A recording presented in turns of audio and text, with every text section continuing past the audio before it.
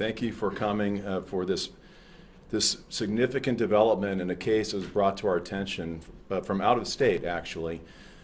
On the 5th of November, a 5-year-old boy was the result of a parental abduction by his father, Jacob Clare. That occurred in the state of Tennessee.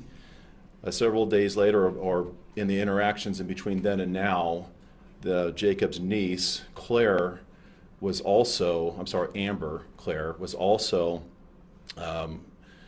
taken from Kentucky to the state of California. This was brought to our attention over time when the car being used by Mr. Clare, was located in the city of San Clemente. That car originally was abandoned. The car later was updated and associated with an aggravated kidnapping that occurred out of Tennessee, which brought that car to the attention of the Orange County Sheriff's Department. Over the last several days, we've had numerous notifications and sharing of information about this incident, hopefully bringing it to the attention of local residents to locate Mr. Clare and the two juveniles, the juvenile and child who was with him. I'm proud to announce that early this morning, as a result of the intervention of one of our residents, the three were located in South Orange County. Jacob Clare was taken into custody as a result of a warrant that was in the system from the Texas Bureau of Investigations for aggravated kidnapping. Both children were safely brought into our custody as well, and we brought to resolution something that we hoped would happen, which is a safe return, eventually, later tonight, of both the children to their parents, which that reunification is currently being planned. I can tell you that Mr. Clare, Jacob Clare, 35 of Kentucky, is being interviewed by our investigators. That investigation is ongoing, and if there are local charges that will be brought, that has not yet been determined, but we're looking at all angles as a result of his interactions while in the state of California. The warrant is out of the state of Tennessee. He will be kept in custody in Orange County Jail pending extradition back to the state of Tennessee to face charges for aggravated kidnapping, which is the charge that was listed on the warrant for Mr. Clare. These circumstances, positive outcomes, don't happen without the action and intervention of residents. We rely on our residents to be co-producers of safety in Orange County. Going back to Sir Edward Peel, the community is a police and the police is the community. It takes people to act out and get involved in order to bring these things to positive resolution. And I'd like to say a special thank you to the lady, Julia Bonin, who was responsible for acting on her intuition and bringing the information to our attention that led us to the location of Mr. Clare at Doheny State Beach. And without that, I'm sure he would have hopefully been located, but he was located and brought those children back safely into our custody to be reunited with their parents. So my story is short. I'll ask, how about if you hear from Ms. Bonin first, and then I'll come back up and answer questions at that time. So I'd like to introduce Julia Bonin. And I'm going to give her a round of applause. Thank you. And I'm sorry, I'm going to help you out there. Hi, my name is Julia Bonin, and I live in Dana Point, just one town north of San Clemente. And as nervous as I am to be up here, I just want to say to everybody that you just have to trust your instinct and your gut when you see these things, because I almost didn't act upon it. I was driving my son to school, to middle school, and saw the three individuals, and I had seen on social media their photos in our town, and thought when I first saw them that there's no way that they were still here. They had to have been, left town already, and they weren't still in the area. I saw it on friends' social media pages. All of our community was sharing it. I follow OC Sheriff Department, and I continued to take my son to school with that instinct that it was them, and I drove another half mile, and as we pulled up to school where I was supposed to be volunteering this morning, I looked at my son and I said, I have to go back. I think it might be them, and I have to make sure. So I dropped him off at school and turned around and headed back north and parked and got out of my car and took a photo and called dispatch and reported what it was. And they said thank you after they connected me to the Doheny State Park Police. And I continued then after to head back to school to volunteer and again turn back around because I thought I can't leave. I have to make sure that I follow them and wait until I know that whether it is or not. And just 10 or 15 minutes later, I received another phone call for me to meet where they were, and they had them in custody. And it was just a really good feeling. So I have children of my own, and I would want somebody to do the same. So that's my story and how it came about. Julia, what was it about them that made you realize, oh, I mean, what were they doing? How were they acting? There was a blurry picture that was put out this morning from the OC sheriff, I think. I mean, it's been going around with other people, but it was pretty much the same image.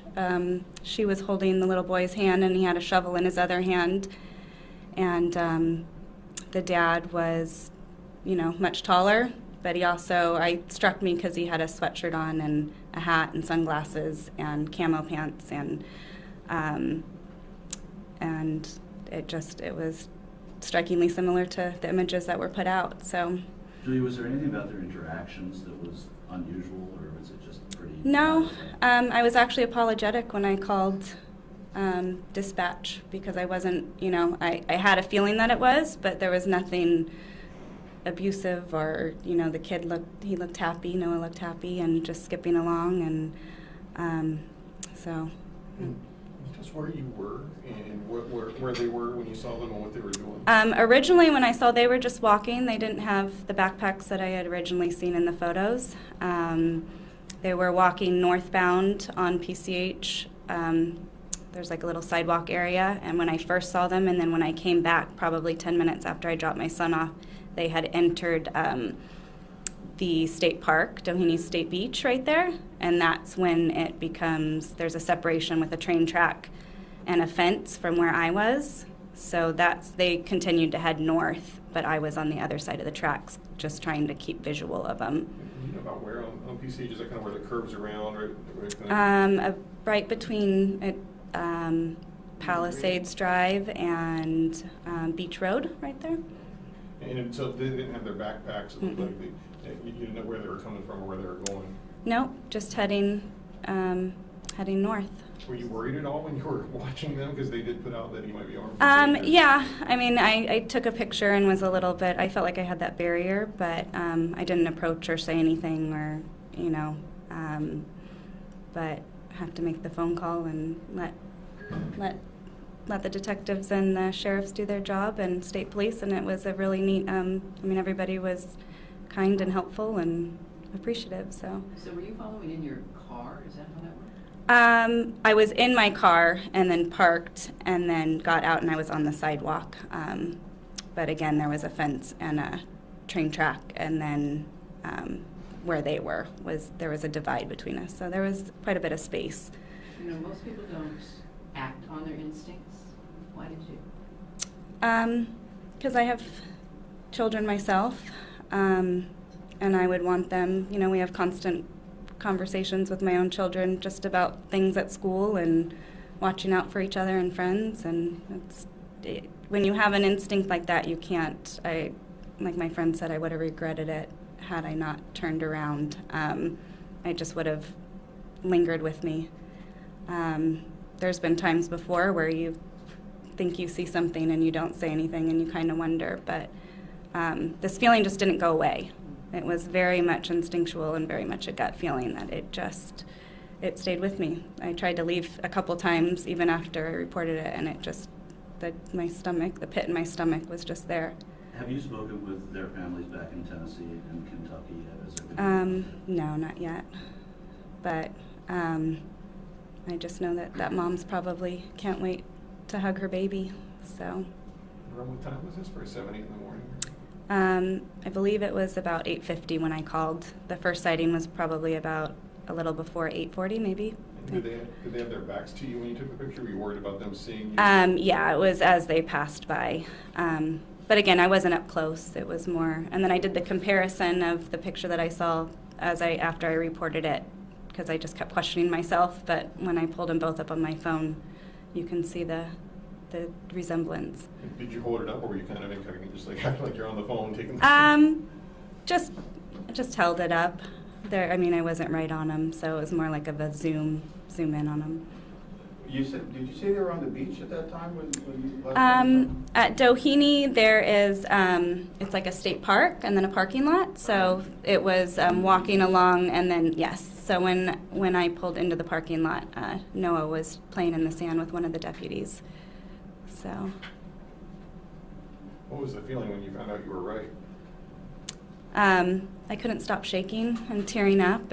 I just wanted to go hug him, but I didn't, because some strange lady running across just saying, we did it. But I was thankful and just grateful that I followed my instinct. So you stuck around and watched the arrest and everything? He was already in custody when I came into the parking lot. It was a very peaceful arrest, and there wasn't, it was, and then the detectives came and just gave my statement to whoever needed it, and then they released me after about an hour. But I just sat on the beach and watched the waves, and it couldn't have been a more beautiful moment right there that, And none of them seemed panicked, none of them seemed worried, anger, otherwise that they didn't. No, not that I saw. And what were the girl and Noah acting like after the dad was arrested? Am I allowed to speak on all of this? Let's wait on that. Yeah, they were in good spirits, so. Were you tempted to interrupt them at all? Was there any temptation to, before you called in, did you toy with the idea of approaching him? No. Because you knew that he had been potentially armed? I had seen that, but also I had an instinct that it was them, but I called and got a hold of somebody fairly quickly, and I could see the state they connected me right away with the state park. So I knew that I saw those members there, and then I saw the sheriff's department pretty quick on the scene.